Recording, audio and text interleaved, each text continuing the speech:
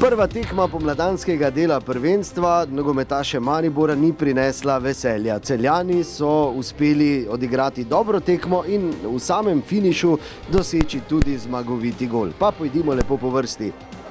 V prvem polčasu smo spremljali igro predvsem na sredini igrišča, bilo pa je nekaj priložnosti. Že v 14. minuti je sprožil Bajde, videli smo obrambo Kotnika.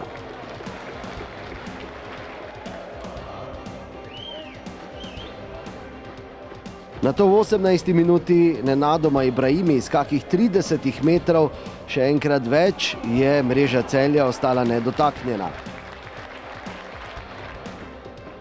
Prvo priložnost so imeli Celjani v 20. minuti, ko je tako streljal Pajač.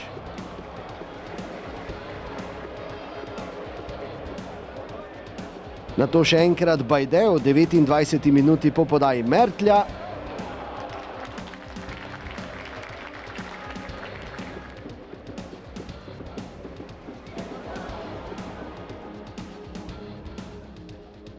Zadnja priložnost v prvem polčasu pa je bila za Celjane v 42. minuti, je tako poizkušal Podlogar, branil pa je Handanović.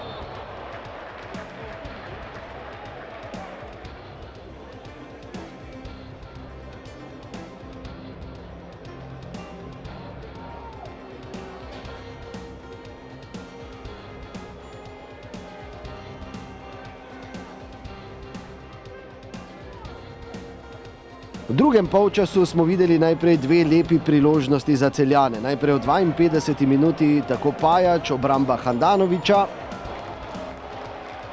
In v 56. minuti še Miškić, tudi tokrat je bil na mestu vratar Maribora. V 58. minuti je drugi rumeni in tako rdeči karton zaradi simuliranja prejel Marko Pajač.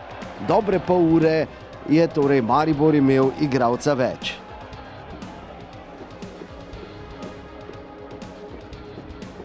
A to ni doprineslo k spremembi rezultata. Bilo je veliko priložnosti. V 76. minuti Tavares,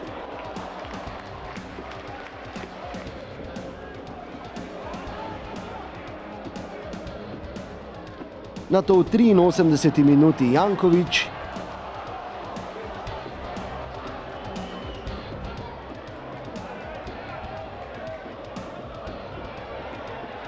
in še v 89. minuti za las mimo vrat z glavo Bajde.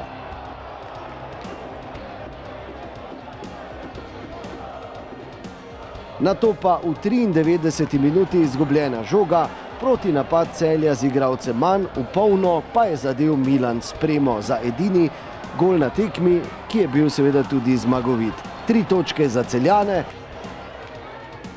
mi pa se že pripravljamo na večni derbi prihodnjo soboto v Ljudskem vrtu. Uvijek su neugodne te uvodne utakmice nakon priprema, međutim ono što mene danas malo zasmetalo, nema me šta zasmetati, nego što me malo iznenadilo je prevelika opterećenost mojih igrača, jednostavno kao da su igrali sa nekim bremenom na leđima.